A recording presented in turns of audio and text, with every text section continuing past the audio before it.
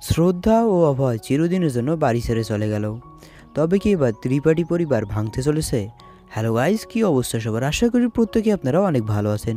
তো নিয়ে আসলাম ভাগ্যরেখা ধারাবাহিক নাটকের 177 নম্বর পর্বে সুন্দর একটি এক্সপ্লেন। ভিডিওটি শুরু করব তার আগে আপনারা যারা আমাদের এই চ্যানেলটিকে সাবস্ক্রাইব করেনি তারা অবশ্যই সাবস্ক্রাইব করতে ভুলবেন না। তো গাইজ, ভাগ্যরেখা ধারাবাহিক নাটকের 177 নম্বর পর্বের শুরুতে আমরা দেখতে পাবো যে শ্রদ্ধাকে তার শাশুড়ি একটি বদ্ধরুমে নিয়ে গিয়ে তাকে ইমোশনাল ব্ল্যাকমেল করতেছে যে তুমি এই ডিভোর্স পেপারে এখনই সাইন করো।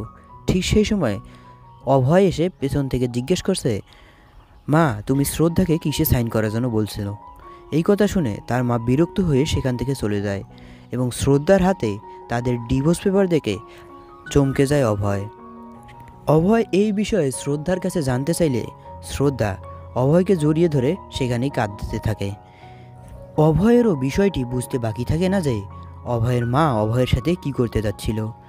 তানুজা রুম থেকে বাইরে আসলে তানুজাকে সবাই জিজ্ঞেস করতে থাকে কি হয়েছিল। ঠিক সেই সময় সেখানে অভয় এসে পরিবারের সবাইকে সব কিছু সাফ সাফ জানিয়ে দেয়। এই শুনে পরিবারের সবাই তানুজার ওপর ক্ষেপে যায় এবং সবাই তানুজার ওপর দোষারোপ করতে থাকে। অভয় তখন তার মাকে বলতে থাকে, মা তোমার এই মেহমানকে তুমি এখনই আমাদের বাড়ি থেকে বের করে দাও। আর লক্ষ্মীকেও বলতে থাকে আপনারা এই বাড়িতে আর কোনো দিনও পা রাখবেন না। তখন লক্ষ্মী আবার বলতে থাকে এই বাড়িতে এসেছি থেকে সবাই আমাদের সাথে খুব খারাপ ব্যবহার করছে। শুধু তানুজা আমাকে ডেকেছিল বলে আমি এই বাড়িতে এসেছি, না হলে কখনোই আসতাম না।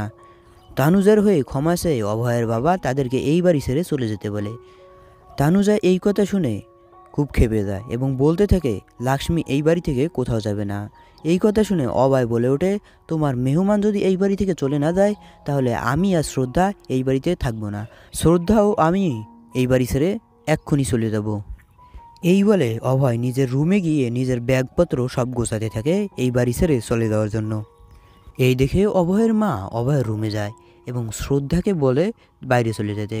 এই বলে সে শ্রদ্ধাকে ধরে বাইরে পাঠিয়ে দেয় এবং দরজা লাগিয়ে দেয় অভয়ের সাথে আলাদাভাবে কথা বলার জন্য। অভয়ের মা অভয়কে বলতে থাকে, আমি কী দোষ করেছি? আমি তো শুধু নাতি নেতনির মুখ দেখতে চেয়েছি, এটাই কি আমাদের দোষ ছিল? এই বলে সে অভয়ের সাথে ধস্তাধস্তি করার সময় অভয়ের মা পড়ে গিয়ে তার হাতে চোট পায়। এই দেখে অভয় বেশ ঘাবড়ে যায়। অন্যদিকে আমরা শ্রদ্ধাকে দেখতে পাই যে কিনা কীর্তির মেয়েকে নিয়ে ঘুরে বেড়াচ্ছিল এবং কীর্তি তাকে বলছিল এই বাড়ি থেকে চলে যাওয়ার কথা তো মনোহরদের, তাহলে তোমরা কেন চলে যাচ্ছ দিদু?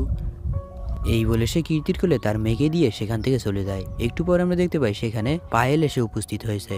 পায়েল শ্রদ্ধাকে বলতে থাকে তুমি তো মা হতে পারবে না।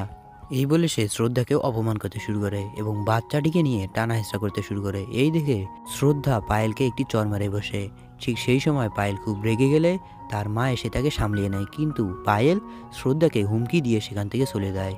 অন্যদিকে আমরা অভয়ের মা এবং অভয়কে দেখতে পাই। অভয়ের মা পড়ে যাওয়ায় অভয় তার মায়ের চোটের লাগা জায়গায় ওষুধ লাগিয়ে দিচ্ছিল। ঠিক সেই সময় অভয় বলে তুমি যদি মা তাদেরকে এই বাড়ি থেকে বের করে না দাও তাহলে আমরা সত্যি সত্যি এই বাড়ি থেকে চলে যাব।